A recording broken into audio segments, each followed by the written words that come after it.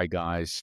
Welcome to the Low-carb Logic podcast. And today we have a professional from the medical field, our registered dietitian, Mike from the UK, who's going to tell us how he gets his clients and patients well through a professional diet counseling. Anyway, James, take it away and let's hear from Mike. Yeah, so great. So welcome, Mike. Thank you very much for joining us today. So just to kick off, why did you become a dietitian? Because I know within the NHS there's lots of different career avenues that we can go down. So why did you settle on a dietitian? To be honest, it was by accident. I studied sports science, and I really wanted to be a physiologist. So all the physiology and biochemistry just made sense for me. But my physiology lecturer told me, look, there's no jobs in that, very few and far between, so you need to find something else. And then I thought, well, the nutrition stuff is the next thing that makes the most sense. In at least in my class, most people got confused by it. But to me, relating the two, like, oh, when you eat this, it does this to your physiology, that just made sense. And that set me on the path of like, well, okay, what jobs can I have? I had a friend at the time that was a nutritionist working privately.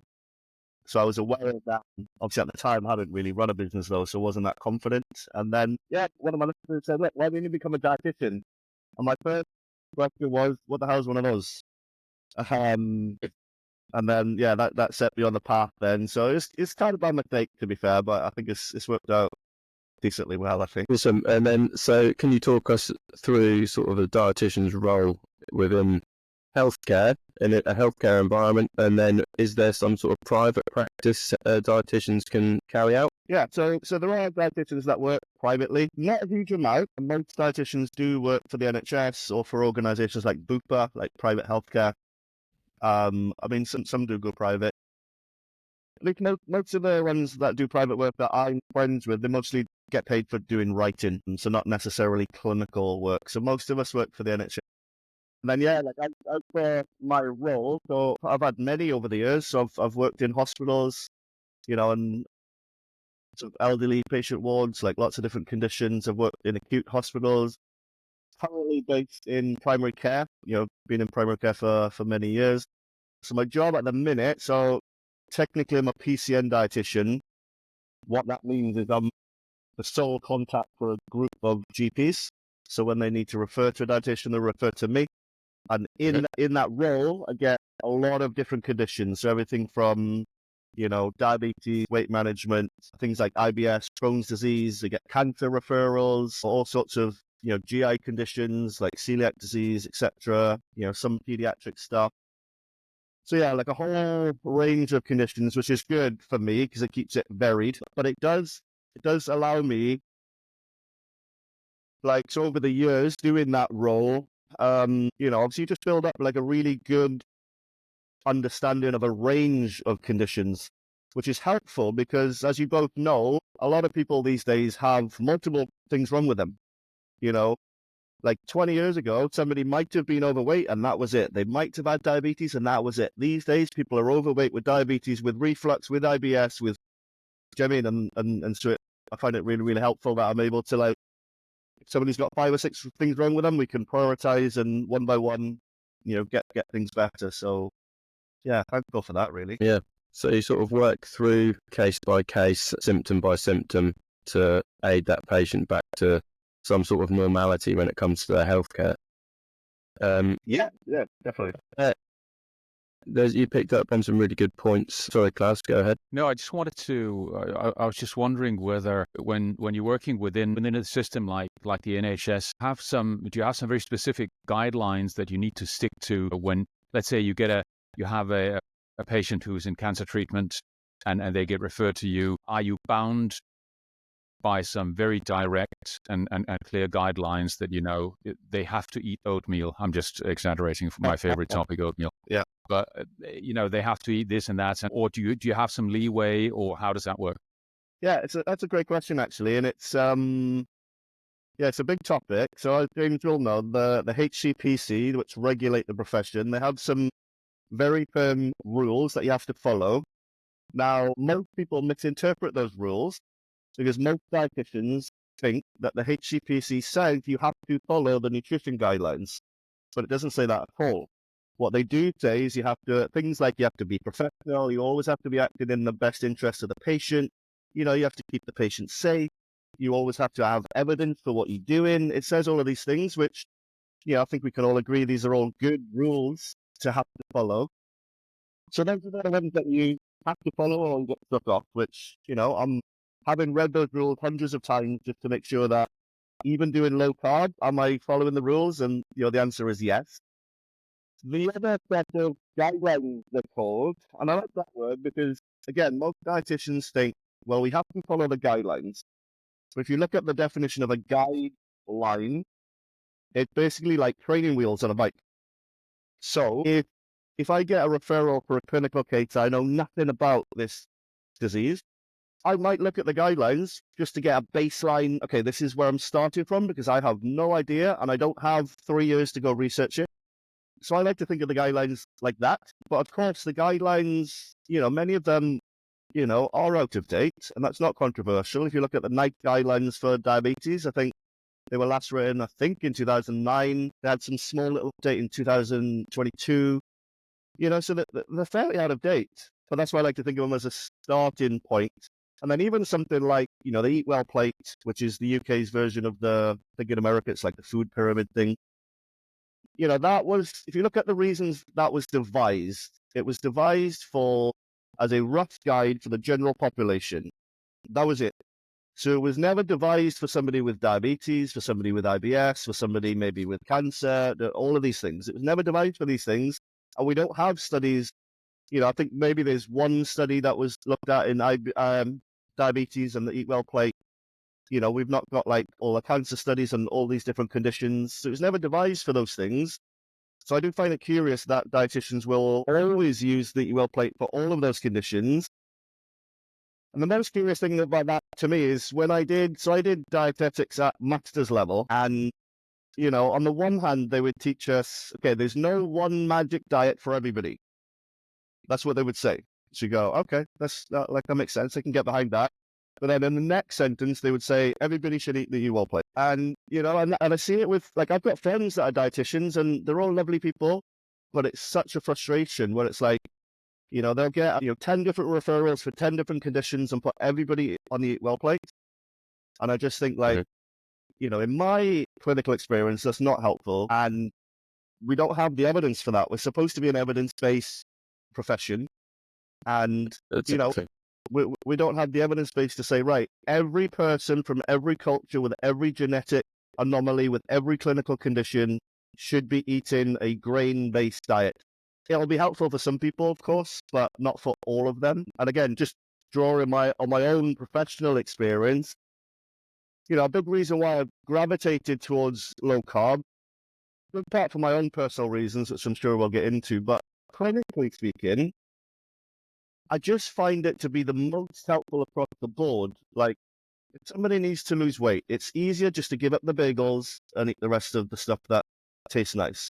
If somebody's got reflux, all of that excess intestinal fermentation comes from starch and fiber. So if we reduce that, then their symptoms get better.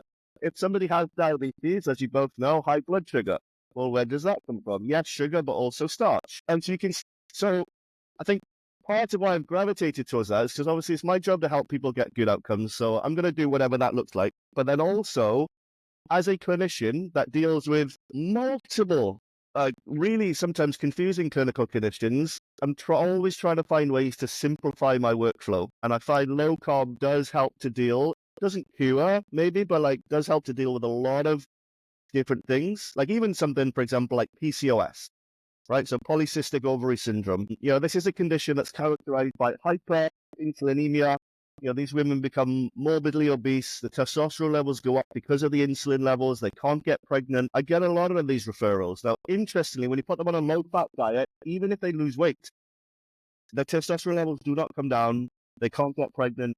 So again, this is another case where I can put these women on a low-carb diet. They lose a ton of weight. The testosterone levels come down because their insulin came down, and then they're able to get pregnant.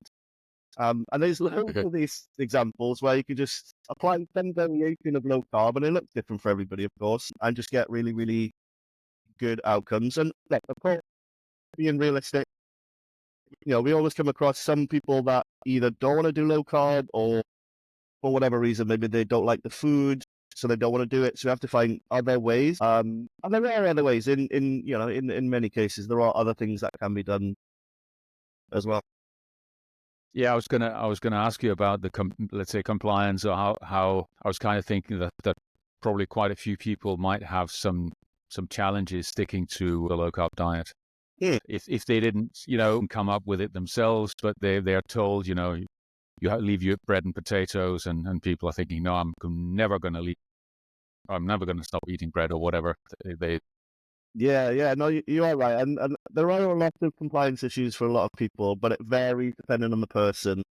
And this is where, for me, I always say, especially on social media, on X specifically, people see my name, Mike, low-carb dietitian, and they're looking, he's putting everybody on a ketogenic diet. And that's not the case. It depends, right? So, for example, this year I had a patient with type 1 diabetes. This guy was eating a loaf of bread every day. He was also eating toast and, other things with carbs in them. So, and his HbA1c was like 10%. His nurses, by the way, told him that was fine. So he gets to me, and obviously, I lose the plot because I'm like, this is not fine. And so all I did with him was, kind of coach him, if you like, because it took a while to get that loaf of bread down to like 2 slices a day, like just a normal amount of bread. And so he's still eating bread, he still eats a few potatoes and stuff, but his HbA1c now is 7%, which is, still not perfect, but miles better than it was. Massive improvement. Massive improvement. Massive, yeah. And that's a good example of, in my mind, I'm doing low carb with him because I'm encouraging him to decrease his carbs to get the clinical outcome. But, he's still probably eating 170 grams of carbs a day. He's not an athlete either, which is, probably why his HbA1c is still 7%, but we'll work on that moving forward. And yeah, like that's a good example of, how the whole low carb thing can vary person to person. But yeah, like compliance wise, I do find a lot of women struggle with, they don't really want to eat more meat. They're happy to eat fish. So yeah, sorry. Yeah, so I know I just, when it comes to friends and family, I've found that that's probably when it comes to the women, one of the tricky points is definitely increasing meat intake. Yeah, absolutely. Yeah. James is not talking about his wife, obviously, at all. No. But I mean, it varies with other people as well. Like some people are just not happy to give up, some like roast potatoes on a Sunday. They don't want to give them up. And, I had one patient, for example, he was more than happy to give up bread, bagels, breakfast cereals, more than happy to do all of that. But he was honest enough to say to me, look, this is like a 75-year-old man as well, so retired. And he was like, look, like on a Saturday, every week I go out and I drink about 5 pints of beer. That's the thing I look forward to in the week. And he's like, do I have to give it up? So I said to him, look, I don't want to take away things that you enjoy in your life. But if we can make the rest of the week work to counterbalance that, then I think that would be a good middle ground. And that's what we do. So we got massive improvements in his HbA1c, reduced his reliance on medications for his diabetes, all by focusing on the 80% of his week, get that sorted. And he was more than happy with that because then he still gets to do that thing that he enjoys. And I find that kind of effect with most, shouldn't use the word average, but like most working people that, like we're on X, we're all thinking about fitness and nutrition all of the time, but most people aren't.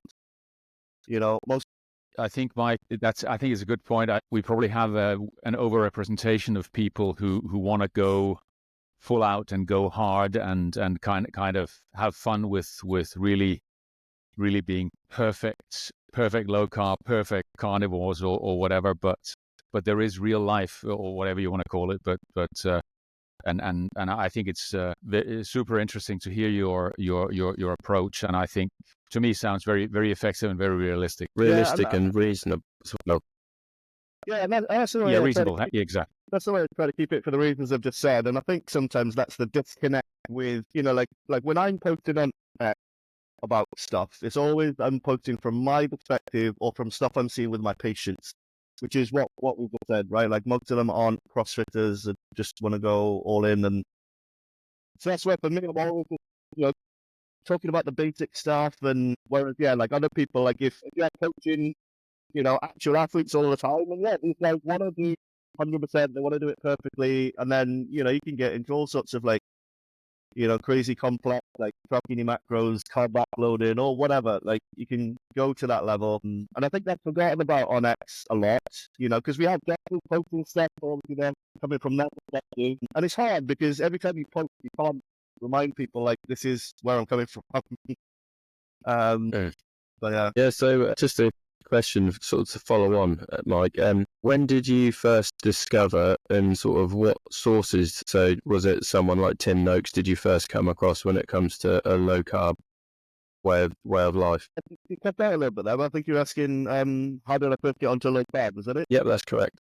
Okay, cool. So it started for me when I did my undergrad in sports science. And at that point, just learning like sports science, sports nutrition is all about eat as many carbs as you can, literally all day, train as hard as you can, kind of thing. And as I was reading the research, I started to come across Jeff Bellett's research because he started in sports science. Like he's a dietitian, did his research in like lots of strength athletes, and they were applying low carb. And these guys were like, they were getting stronger, they were getting leaner at the same time, getting healthier at the same time. And I thought that was fascinating, that athletes could perform better, but also get healthier at the same time. Because the opposite approach, it would seem, when you're throwing sugar down your throat all the time, it seems like, yeah, you might perform better, but over time, your health gets worse. And so I found that fascinating. And so I started experimenting on myself, just, reducing the carbs, more protein, more fat. Found that massively beneficial. And then around that same sort of time, I was working with a lot of athletes in the university at the time, like all obviously just students, like rugby players, triathletes, etc. And so I started doing it with them, kind of get them to eat ketogenic level, but just like less carbohydrates, more protein, more fat. And they were like performing better, feeling better, etc. And that started the ball rolling for me. And then, after that, like reading books by people like Mauro Di Pasquale, who'd applied like low carb or cyclic low carb in a bodybuilding context. And then Lyle McDonald, ketogenic diet book that he wrote back in the day, which was amazing. And that's honestly where it all started for me. And by the time I got to my dietetics masters, like I was fully on board by that point with at least the idea that like, okay, low carb is a useful clinical tool and we should be using it more because, we need more tools.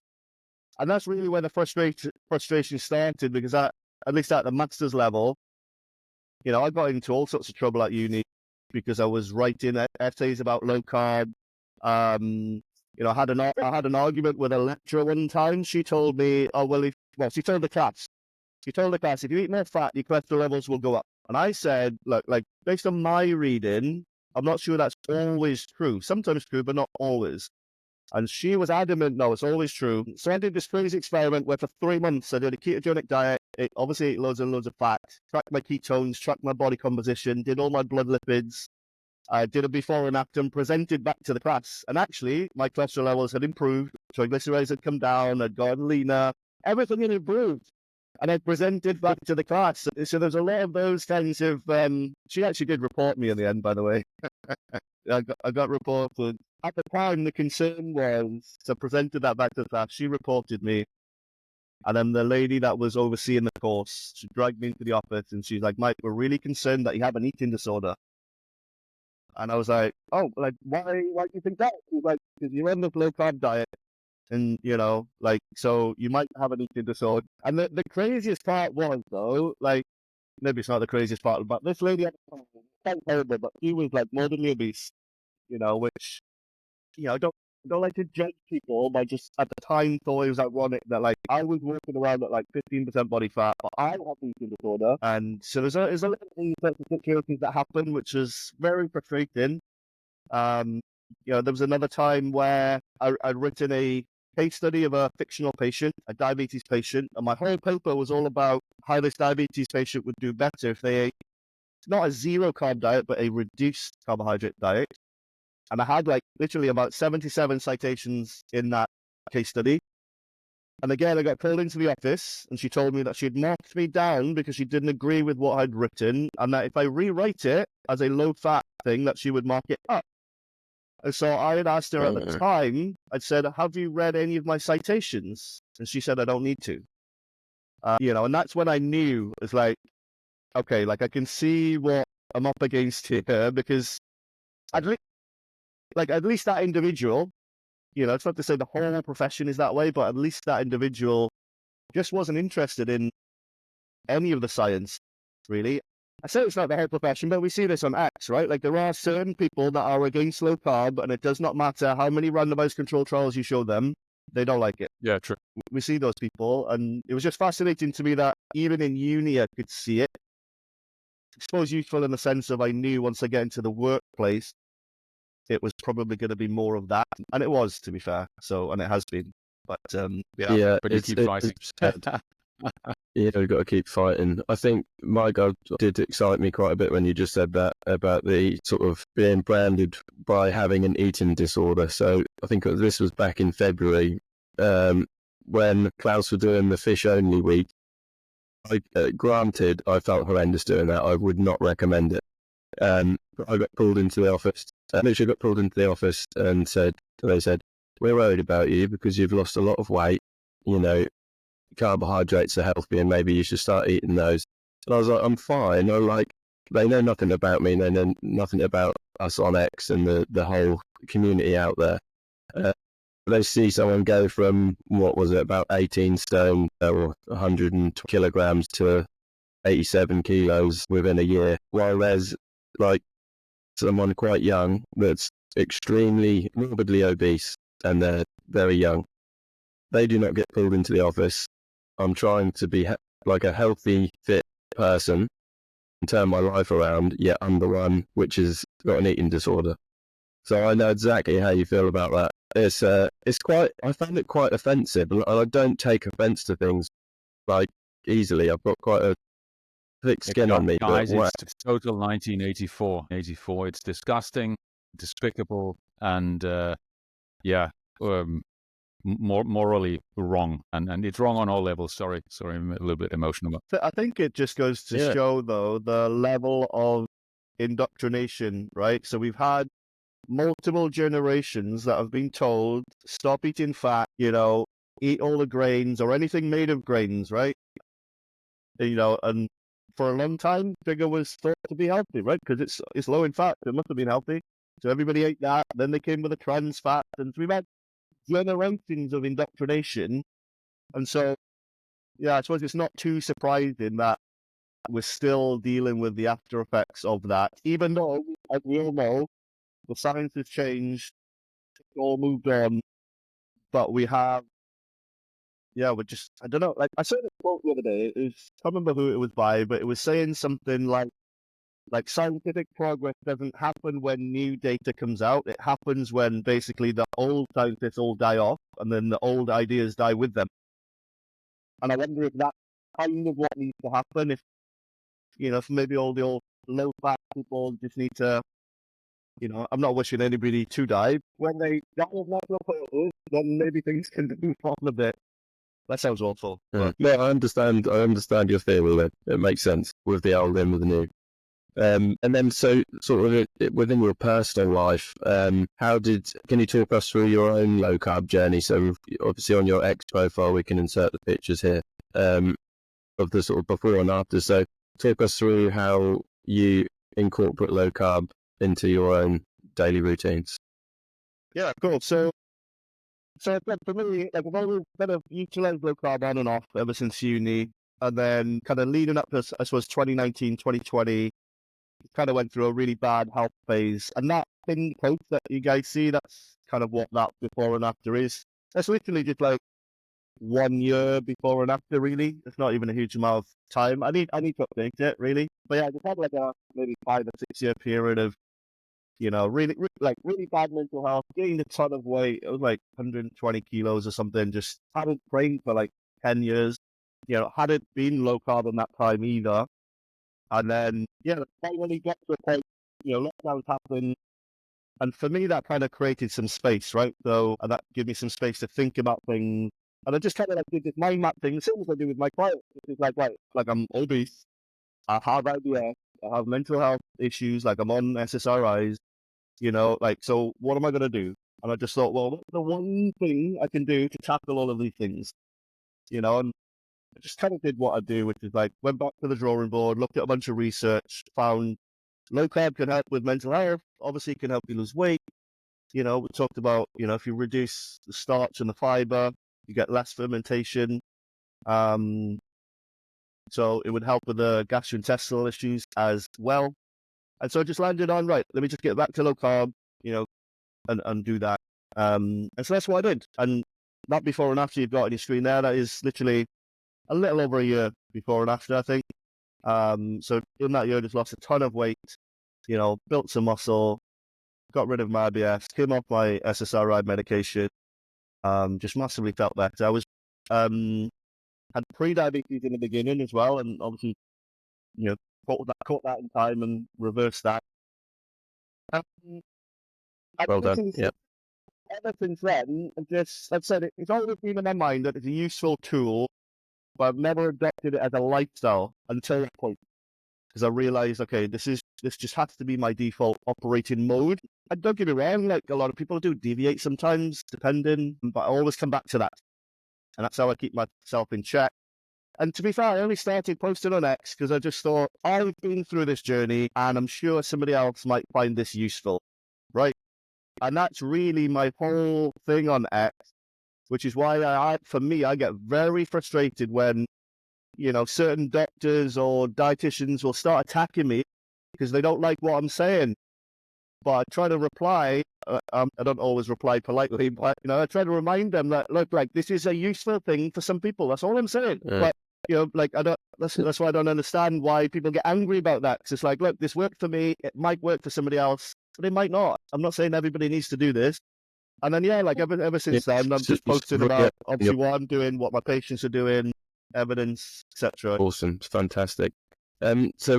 So you're obviously getting the backlash from the doctors and other dietitians. Previously we discussed how one of your tutors was very, low fat, everything. Is there still a consensus today between dietitians that you should be following the food pyramid in England religiously? Or are you finding that more dietitians are sort of waking up to the low carb lifestyle? Yeah, or benefits of? Yeah, great question. So there are definitely more dietitians now that do low carb than there were when I first started 10, 15 years ago. Definitely more. However, there is still an unspoken consensus amongst dietitians that you use the eat well plate. We get people to eat more fiber. We get people to eat low fat. And I know that to be the case because many dietitians that I personally know that do low carb are in favor of low carb and, again, think it's a useful clinical tool. Many of them are afraid to speak out. And I know because they've told me to my face. There are even dietitians with PhDs in very, authoritative positions that are very pro-low carb, but they're afraid to say that publicly because, obviously they don't want to lose their jobs, et cetera, but these people are also still trying to help further, trying to get the policies up to date to reflect the scientific evidence and, so still playing very important roles, but it is interesting that some people are just scared to speak out. And you can see this in, reflected in my following, which is, I think maybe it's probably like 3 dietitians that follow me. I'm all the dietitians on the internet, and I'm not saying they should follow me, but I've got personal friends that I've known for literally 17 years that are dietitians. They don't follow me on purpose because they're scared to be associated with low carb. And I find that fascinating. Amazing. Yeah. Still, amazing. In 2024, yeah. that's still the case. The whole science back, really, doesn't it? It's the fear. Yeah, I fear think a tremendous amount of self-censorship for sure. Anyway, I think we can't expect most people, regardless of how many PhDs they have, to be pioneers or to be brave people. Possibly one of the reasons that some people get very high educations is because they are the opposite of brave, the opposite of being renegades, isn't it? So, arguably, yeah. So it's kind of a risk minimization strategy to get a high education for some people. Arguably, yeah. But I think everybody plays a role at the end of the day, and I've said this to many people, because I work with doctors, GPs, and again, many of them privately are very pro what we're doing with low carb, and I feel like everybody plays a role, right? So if you've got PhDs trying to push things like Jeff Olick is, etc., and then you've got people in trying to influence the policies just to get that up to date. And then, you've got clinical people on the ground level that are implementing stuff. And there are many people in the UK, like nurses, doctors, dietitians, all using low carb. And then, of course, like, sometimes I feel like my role on social media is just to be vocal about it and get it out there. And even if it's only just to get the general public to go, dietitian says low carb is okay, maybe it is, and maybe it'll work for me. I mean, if that's all that achieves, I think that's good then, because you're covering all the bases. And I think that's how you spread it, right? Yeah, I think it's an excellent point, and I think the more people talk about it, and especially the more healthcare professionals talk about it, the more the word gets out. I mean, if normal people like myself, I have zero credibility in terms of therapeutic anything or medical anything. So it's just kind of echoing maybe what other people say and then reflecting the own experience, kind of the n equals one stuff. But obviously, people like yourself are very, very important to get more credibility behind these facts, I would say. Yeah, and interesting. But it might be something what you just said there, just because I think like I understand what you said. I don't think you can downplay, say, your personal experience, but then instead of having gone through all the formalities of university, all of that stuff, like in a way, it is like an indoctrination sequence, because they tell you what to think and what to do, and I think it takes quite a strong person to kind of have learned all of that and then go in a different direction. And so, I'm not sure. I don't know. It's an interesting one. I just feel like sometimes for me, when I see like all these doctors and they've got all these PhDs and all these credentials, sometimes I'm like, is that really a sign of credibility anymore? I get 3 degrees, and I'm not too sure. I think so. Yeah, interesting. Just carry on. Just for you, Klaus. Though, like, no, go ahead, James. You've put so much valuable content out there for everybody. And one of my points is, Musk does not have a degree in rocket engineering, but he can do better than NASA. So, like Mike was saying, don't play anything down because of that. So you're doing a fantastic job, and hold your head high.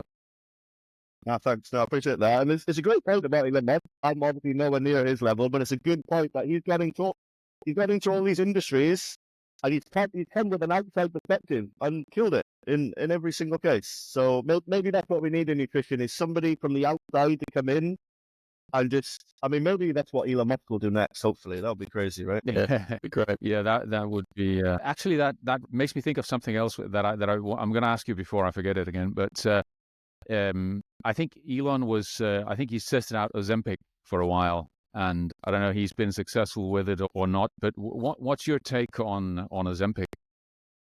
That's a good question, and I've been having these discussions in the last few days on X. So I'm not against it per se. I think it would be hypocritical of me to be against it, only because I'm asthmatic. I take 2 different drugs every single day, without which, like, I can't breathe, right? So there are places, there are times when, the drugs are useful, etc. I'm sure many people take mental health medications and actually find them useful. And so there are use cases and things for the drugs. What I don't like about how the Ozempic thing, or Ozempic's a brand, obviously, the GLP-1 drugs. Yeah, sure. Yeah, exactly. What I don't like about how it's played out, and again, I'm not against its use, but what I don't like is the message that's coming from pharma, which is, lifestyle things does not work, take the drug. And I know some people will hear that and think, oh, it might just be an extremist. That's not what they're saying. No, that is what they're saying. And I'll tell you how I know. So in January of this year, I got invited to an obesity conference in London to give a talk. And my talk was all about the lifestyle side of of obesity. While I was there, I got to see the talk of basically the PhD that is paid by pharma, and so I got to hear his perspective.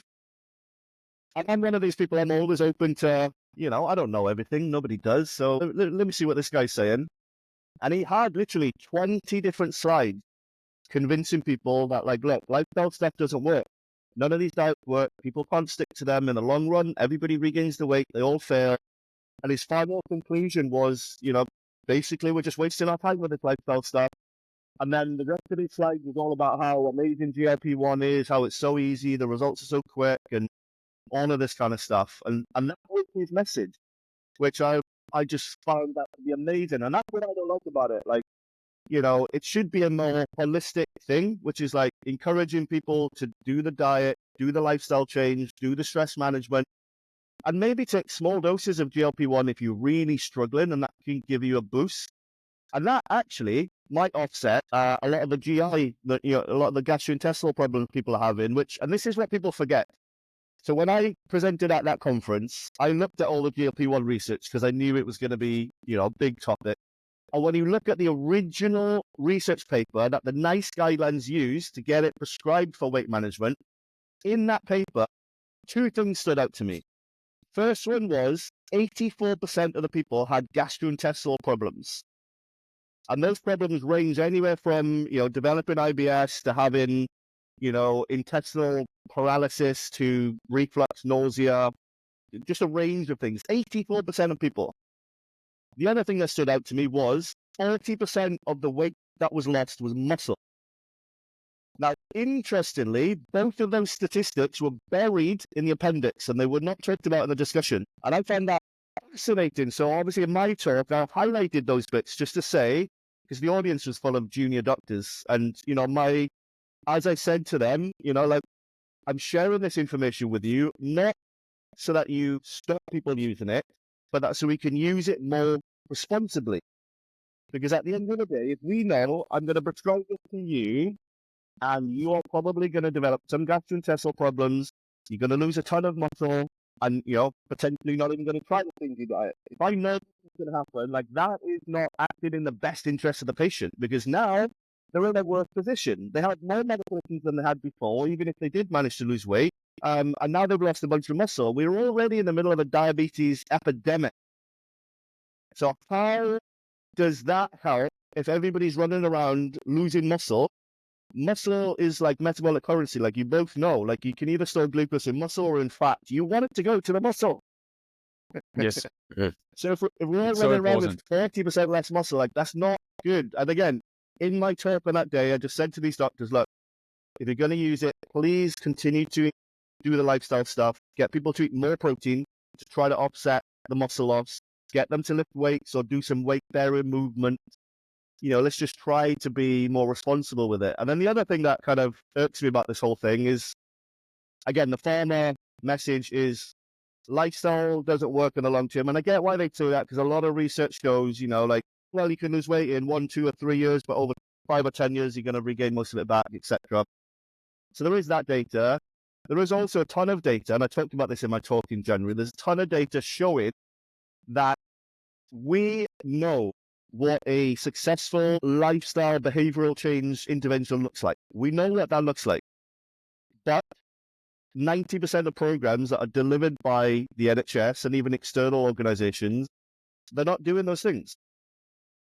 And I know, because Yes, that was one of the questions I was going to ask, Mike, was when GLP drugs are prescribed, like, is there any other recommendations, like you should get referred to a dietitian to make sure that you don't waste away and you're not losing your metabolism and your muscle?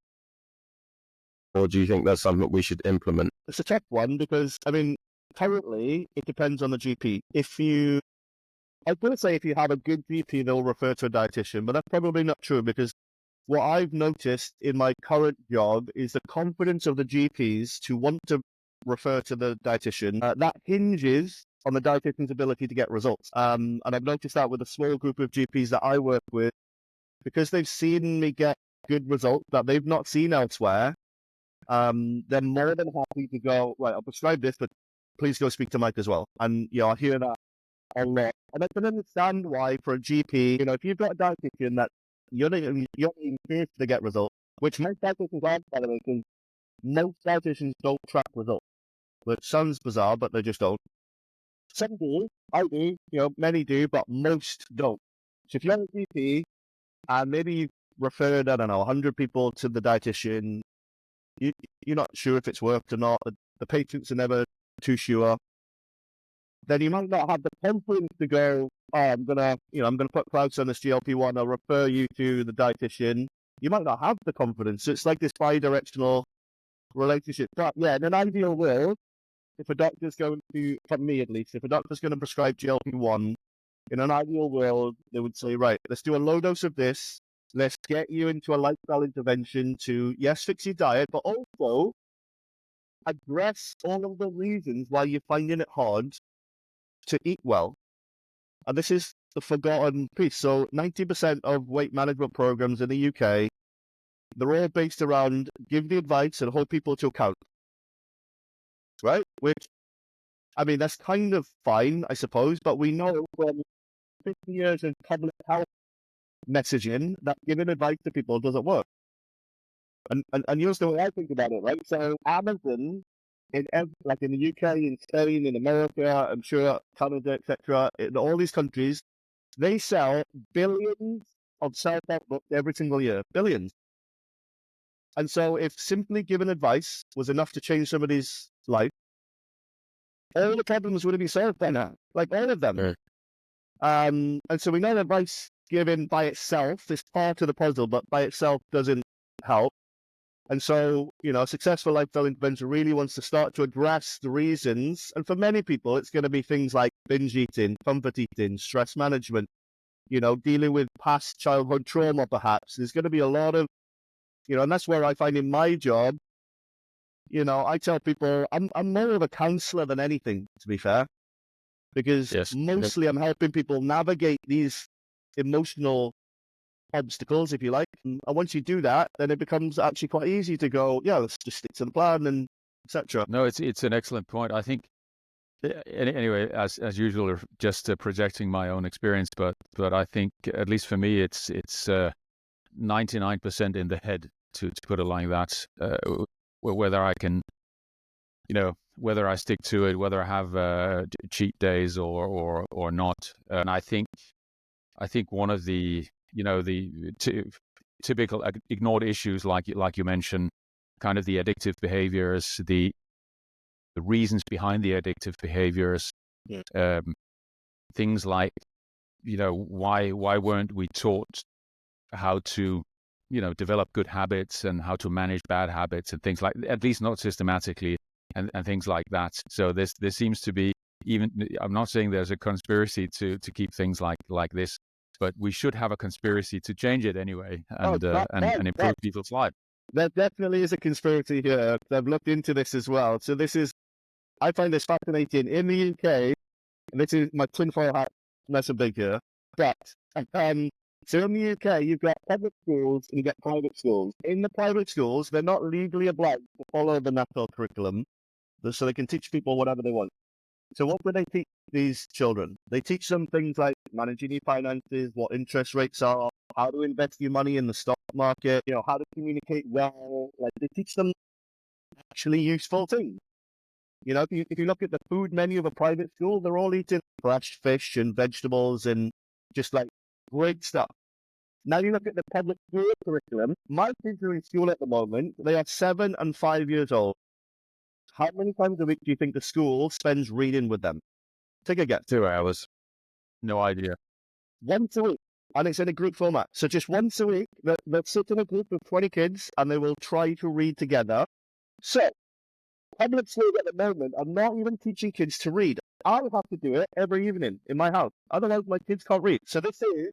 That's crazy. And it feeds into your point. It's like, yeah, because they're also not teaching them emotional regulation. They're not teaching them how to communicate. They're not teaching them these practically useful things that we need to know. And then we wonder to the significance of this. And it sounds like a mad conspiracy theory, but the significance of this is children come out of the public school system and then spend the next 10, 15, maybe 20 years of their life trying to figure those things out. Why am I in debt? Why am I in debt? What does APR mean? How do I manage my finances? Why am I overweight? What does healthy food look like? Right? They spend 10 to 20 years figuring that out. Whereas private school students, they come out of school at 16, 18, whatever they finally come out, and they know all of these things. And we wonder why private school students seem to they seem to do so much better.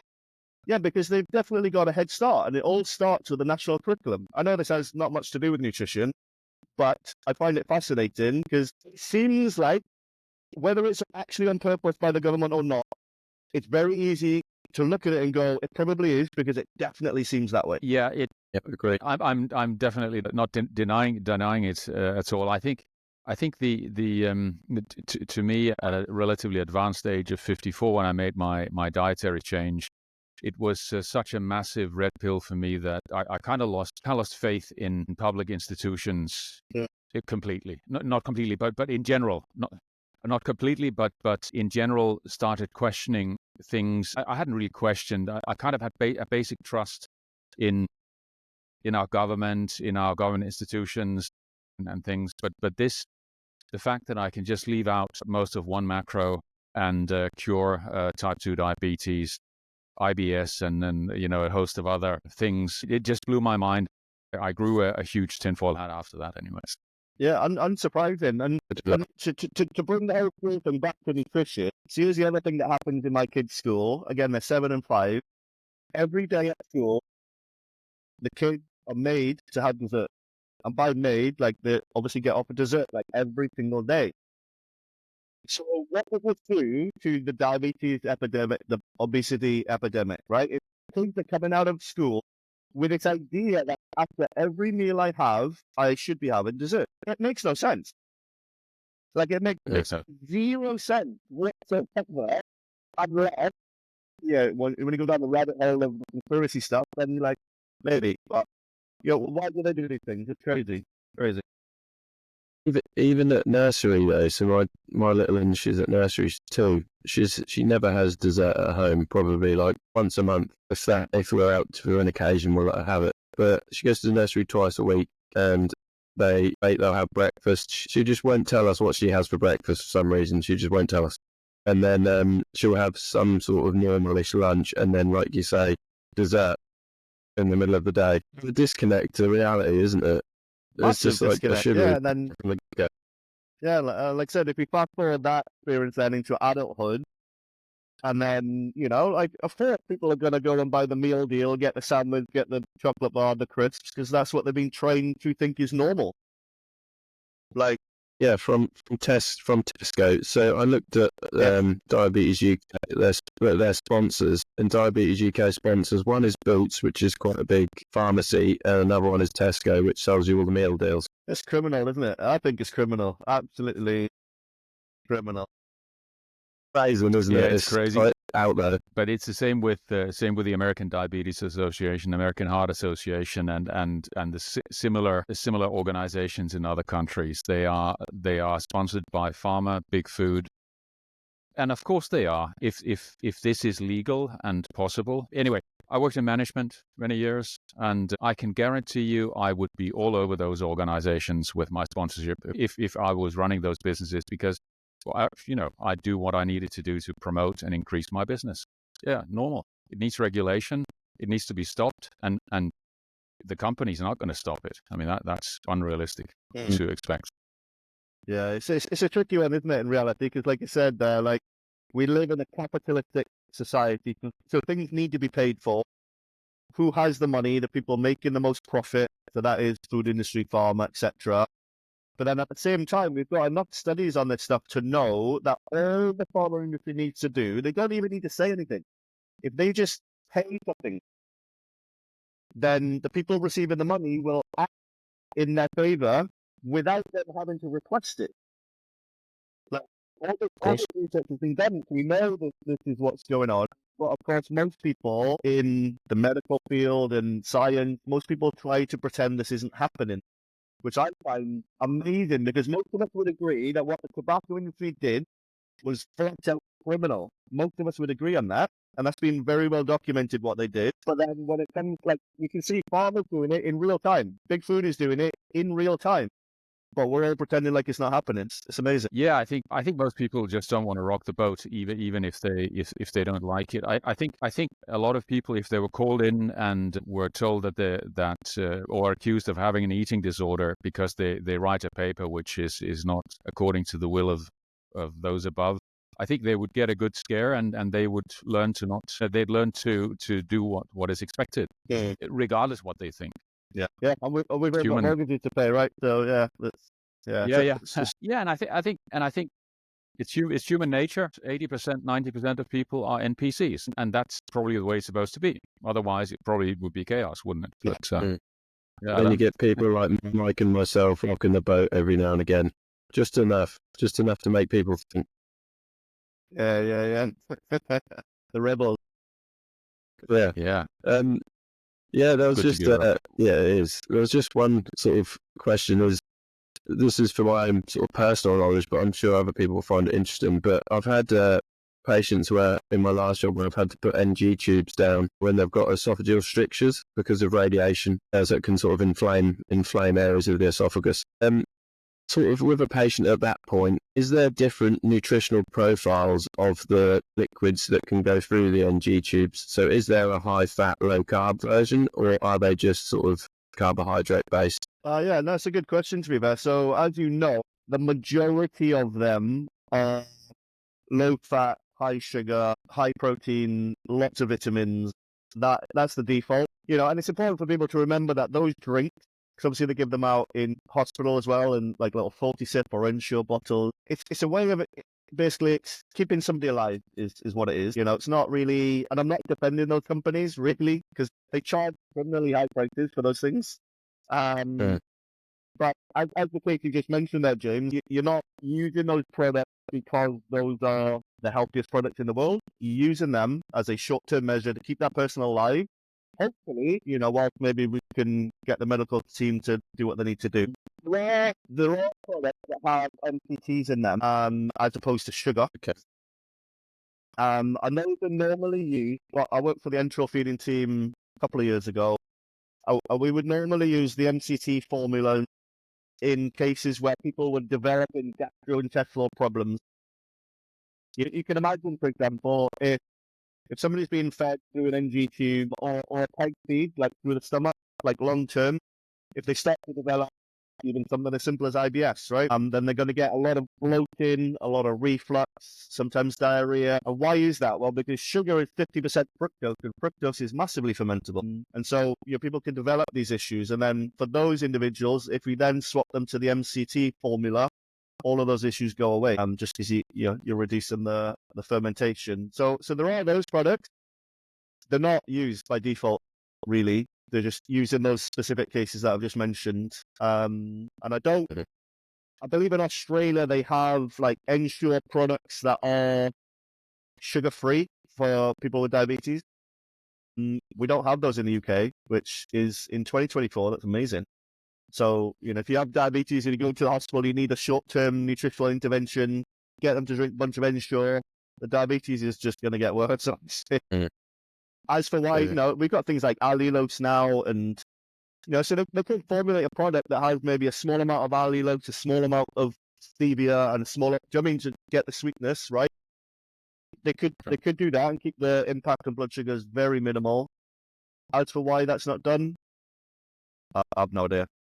Yeah, I think one of the things which made me sort of ask that is because of Dr. Thomas Seyfried's interview on Diary of the CEO that came out the other week regarding, glutamine and glucose as an old fermentation method of creating energy for cancer growth. And if you've got a patient with cancer and they need, there's some sort of radiation-induced stricture in the system, are you going to want to be pumping them full of glucose, or is there going to be, like you say, an MCT or a ketogenic-based source of fuel that person can have? That's something that which would be quite exciting in the future of the healthcare.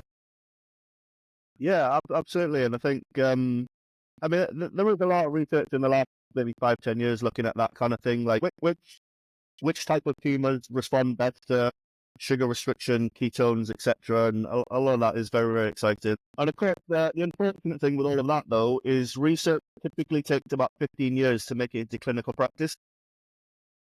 So even though, we all see on that, like the most up-to-date research, like stuff that came out last year or within the last few years, so that stuff won't make it to ground level, at least for at least 15 years, might even be a bit longer. But no, I agree, it's super exciting. And I think with me personally, like if I was unfortunate to have some type of cancer, for me, that's the first thing I would be figuring out is like, what type of cancer is this? Will this respond to sugar restriction? If so, I'm definitely restricting that. And I think one of the big things at the minute is glutamine restriction, and I'd be trying to figure those things out. I've not worked in oncology for a long time, but I don't think, at least in the NHS, I don't think they go to that granular level of detail. I think it's mostly, James, you might know better than me, but I think it's mostly a palliative approach. I mean, at least it was for my mum. My mum died of cancer, and it was definitely a palliative approach with her. Yeah, sorry to hear that, Mike. I think, for me, we don't really get to see them. We'll see them on like a 3-monthly checkup, if you see what I mean. So they'll come in for a restage and scan, those sorts of things. And some people, I had a bloke that was diagnosed with kidney cancer about 15 years ago, and he's still about. They didn't remove the kidney as well, so it's still in there. But somehow he's still going. But it's such a broad topic. No, I'm not a professional in cancers. I'm just good at taking images of people's bodies. To be fair, Yeah. I wonder if you're able to share some of those on the net, because those would be fascinating, wouldn't they? Yeah, well, maybe I can. There is a way that you can anonymize scans, so maybe that's something I should start doing. Yeah, we've seen a lot of crazy stuff, but there's some crazy images of a patient with polycystic kidney disease, type 1, I think they call it, and there's just no tissue there anymore. They're just 2 cysts, and then she's had a replacement kidney in there as well, and that one's doing fine. But there's a lot of discussion around how polycystic kidney disease and cancers, the source and the fuel for cyst growth is extremely comparable to cancer growth. So if you consume a lot of glucose, these cysts can grow, exponentially over time. Whereas some people, if they reduce, increase ketones in the system and restrict glucose, you're going to get sometimes even a reduction in the size of these cysts. So that's quite interesting. Yeah, for myself, I haven't got the first type, but I've got the second type. So it's like randomly you'll get a cyst pop up if it's so I've got 2 on my left and 1 on my right. And I've got a bit of an experiment going on now is, can I reduce the size of one of the cysts on my left kidney, basically? So that's a self-experiment, which is going to be ongoing. But yeah, it's we love to self-experiments. So it'll be interesting. One of the guys, which I've discussed with Klaus, but this person's really quite quiet on X. His name's Felix, and he's written a book about reversing PKD. And he's extremely hard to get in contact with. He did actually have Thomas Seyfried on his podcast 2 weeks ago discussing this. But if we're following a ketogenic diet, where you've restricted your sort of glucose side of it, when it comes to glutamine restriction, that's a bit of a question at the moment, because glutamine's quite abundant in meat, isn't it? And if we're eating a ketogenic diet, we're eating, how are you going to restrict glutamine without certain drugs? That's a question. Yeah, you're right. It would be super practically very challenging. I think this is why some of the researchers, I saw a paper recently, and maybe this is where the drug industry does come in, because in that specific case, they developed this drug that basically blocks glutamine absorption. And in the context they were using it, though, I can't remember the type of tumor it was that they were looking at in this sort of experiment that they published. But they found this tumor had responded to ketones by growing faster. But then when they blocked the glutamine, the combination of the glutamine blocking and the ketones made it actually reverse in size or get smaller. And that worked vastly better than did blocking glutamine but still allowing sugar to get in. And so that was really, really fascinating. And, maybe a good example of you know, look, a ketogenic diet's not going to fix everything, you know, but I think I'm interested like with that growth, because then that, I mean, that would make it practically, because like, even as a dietitian, I would struggle if you said, look, you need to get your glutamine consumption to 0. Yeah, that would take a lot of time of just like, look, I'd have to look everything up, make a spreadsheet. I don't, even off the top of my head, I wouldn't even be able to say, right, do this, do that, do that. But you know what I mean? It would take a lot of effort. And so you can imagine, like going back to what we said at the beginning, the average person who doesn't think about nutrition, doesn't think about fitness at all, if the doctor said, right, avoid glutamine, they are not going to do that ever. You know, and maybe that's in that case when that drug would come in. And if that was me, I would take that drug for sure. I think I did read one of the interesting things. Sorry, yeah, I was just going to say that I think one of the interesting changes that seems to be taking place is at least that a lot of people are no longer denying that what you eat can have a huge effect on everything in your life. You know, when I was a teenager, I had really bad acne. And everybody, including my plastic surgeon, just said, you know, yeah, food it's nothing to do with what you eat. So, you know, it doesn't matter what you eat. Completely wrong.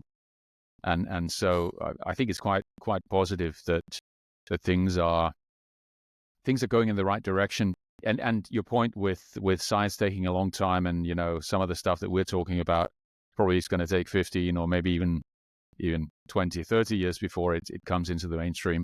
At least it's on its way. So there is, it's going in the right direction, and let's see, maybe the American election is going to affect it as well somehow. But anyway, let's see about that. Yeah, get Bobby Kennedy in. You'll sort the world out. Yeah, let me put it this way. I want to see, you know, I want to see it before I believe it. You know, they are politicians after all. So. Well, this is that it. guy's Jack there. You seen that video of him in benching with his top off? You're like, yeah, he's in amazing shape.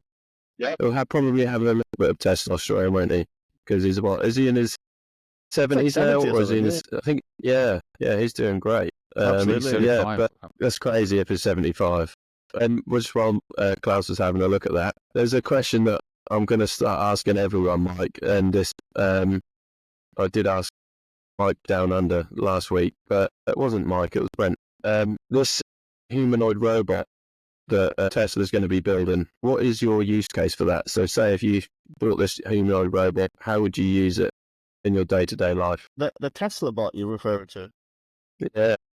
If I bought a Tesla bot, what would I use it for? I suppose, to be fair, for me, I think the biggest, assuming I could afford one, I'm a dietitian, I don't earn that much money, but assuming I could, I would definitely get into all of the boring things that absolutely drive me nuts. Like, this morning my wife said, can you pick your clothes up off the floor in the bedroom? I'm like, oh my God. You know, like doing the dishes, everybody hates doing the dishes, of course. You know, all these things. Not that is that maybe over the last like 30 years, like technology is great, but like we've got things like Instagram and all this stuff that's not really helping anybody really. Like I want somebody to Jenny, clean my car, please. Like make sure there's petrol in it. So I'm gonna have to think about it. Like do my dishes, wash my clothes, so I can just focus on the creative side of helping patients, you know, doing impactful stuff. Because, you know, like even like cooking the food, if I could have a Tesla bot that could reverse sear a steak for me every evening, yeah, I'm all over it. Yeah, me too. Yeah, that's why I absolutely love this question, because even if people haven't put any thought into it previously, it then gets people thinking, and then you think, actually, it could do a lot of things. But yeah, I completely agree with that. Just take all of the boring, monotonous things out of your day-to-day life, and then you can use that time to focus on things that you care about.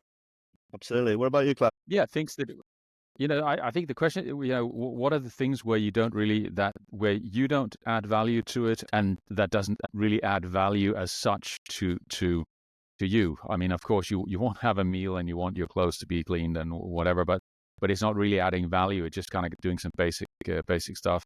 And why would that be the best use of your time and resources? You know, it probably isn't. Maybe it is for some, but for most it's not. And then exactly, and then that's when it comes to the price. I think I'm just speculating, but I think the prices might start at around 30 grand. But if you look 5-10 years down the line, that's going to reduce massively, because if you think about the cost of the raw materials, when you compare that to a car, it's going to be fractions of what it is to produce a car. Yeah. So, I know Amazon in America have signed massive contracts to basically fill their warehouses with not the Tesla bot, but another company's version of that. So yeah, once all of those big companies, like, they're gonna roll out literally millions of these robots everywhere, then you might see like, oh, you can get a Tesla bot for 10 grand, but it's gonna last you 10 years. In which case, we'll all have a subscription to Tesla bot. yeah, exactly. We will. So they will outnumber humans, 100% in the future. Yeah, 40 years down the line, mad. it'll be more robots than humans. Yeah, which is mad. I never thought, back in the day watching Terminator, I never thought I'd see that in my lifetime. Like, wow. You know what I mean? Yeah. That's Like, the future going. Yeah, like Elon is literally building Skynet. Like, literally. Literally. Yeah. Like, he has, like, what? He calls it Skynet. That's what it was in the movie. Yeah, well, the CCP, their AI facial recognition software is called Skynet, which is a bit of a worry. What's it called? I didn't catch that. At least they're honest. Skynet, yeah, they are. Yeah. Really? This is nuts. Yeah. This is nuts. To be fair, we're laughing, but honestly, this is all the kind of stuff that this is going to sound horrible, but like, it sometimes makes me wish I didn't have kids, because I just think, like, like, what's the world going to look like in 30 years? The optimists will say we're not going to have to work. We'll be like Elon Musk always says, you'll have anything you want for cheap because the robots will make it. Whereas the pessimist in me is like, yeah, the government are not going to allow that, though, are they? They're really, really not. I think we could potentially be in a situation with, let's say, an ideological type of revolution in the world. Are we going to have to keep living an artificially restricted type of life as we have been for hundreds and for thousands of years, where small groups of people, by the way, not the same people all the time, but small groups of people control most aspects in a way as to limit our freedoms and basically keep us on the straight and narrow and keep us busy with problems and troubles in our lives, economical, most of them? Or can we go to the Elon scenario? I'd love that one, but let's hope. Yeah. I think we'd all love the optimistic view. Here's my thought on that. So, do you guys know who Alan Watts is? Yes. Yeah, so he's literally probably still at this point, the planet's most popular philosopher, right? Like, the guy died in the late 60s, I believe. He's, all over YouTube still. Anyway, he has one of his lectures from the mid-60s where he talks about technology. And this was then. I mean, this obviously got worse after he passed away, but he said, not in these words, he speaks a lot more articulate than me, and he sounds a lot more nicer than I do. So I'm going to butcher it. But the basic point that he was saying was, he's like, look, the promise of technology was that your life was going to get easier and that you could work less. And he says, now we have all of this technology, you have to work more and you're more stressed. And you think about that, even after he died from like the 70s to the 2000s, again, that was the promise. Life's going to be so much easier, we could do things so much faster, you'll have more free time. As it turns out, actually, we all do more. We're expected to be more productive. We're all more stressed. And so, I know it's very pessimistic, but and hopefully Elon is right. But yeah, it's like, well, sometimes I think to be able to see what's coming, you have to look at what's already been. And that's where I don't feel quite so hopeful, but hopefully I'm wrong. Yeah. Oh, anyway, we'll fight the good fight till the end. Yeah. My final my final point on that is, if we look at people's track records, then if anyone's going to do it, I'd rather Elon Musk do it and not someone like Microsoft. Yeah. Yeah, because with Microsoft, if they build a robot, the thing will crash every other day. Yeah, that's crashing every other day and lock you in a room. Yeah. Yeah. That's going to be that would be horrible. Well, in Yeah, that it really- dimension. I just don't see any other company succeeding because you need so much stuff. You need the manufacturing, you need the generalized AI, you need vision solved, you need a large language model to put all that together and be coherent in the world. And that's the only company that's got that at the moment. And it takes a long time to get that sort of data. But yeah, right. I'm done with that one. Sorry to go on the tangent. That was an interesting one. That was, Yeah, emotive. Anyway, Mike, what would be your if you had to give some simple advice to our friends who are listening to this here at the end? What would be your life advice and your diet? It's a tricky one because, as you know, it depends on context. Yes. But I suppose without context, what I would say is just keep an open mind. I would say, like we've talked a lot about this today. You go to your doctor tells you this thing, and for many of us, the opposite has actually turned out to be true. So I think, people just keep an open mind. I think that's a good foundation. I think. Yeah. Also great advice, actually. Yeah, great. Okay, so thank you very much for joining today's episode of Low Carb Logic, and we'll see you soon. Yeah, cheers, guys. Thank you very Been a much. pleasure. Right, Cheers. cool. So Have a then. good-